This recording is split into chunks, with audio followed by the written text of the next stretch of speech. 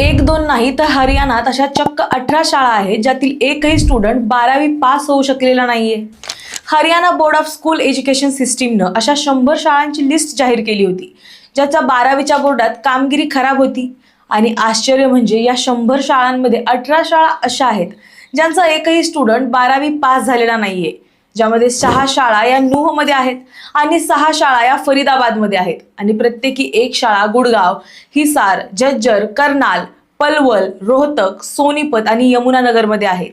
या 18 शाळांमधून 59 विद्यार्थी 12वीची परीक्षा देत होते, मात्र एकही विद्यार्थी पास झाला नाही. आणि त्यातल्या त्यात सुद्धा नूहमधल्या शाळांमधले विद्यार्थी पूर्ण मार्क एकत्र करून 35 मार्क सुद्धा मिळवू शकलेले नाहीयेत. म्हणूनच इथल्या शाळेची कामगिरी ही सर्वात जास्त खराब आहे. अर्थात याचं कारण काय हे अजून समोर आलेलं नसलं तरी बऱ्याच शाळांच्या प्रिन्सिपल्सनं विद्यार्थी पहिल्या पेपर नंतर परीक्षा द्यायला आलेच नाहीत असं सांगितलंय. त्यामुळे आता तुम्हाला याबद्दल काय वाटतं हे आम्हाला कमेंटमध्ये नक्की सांगा.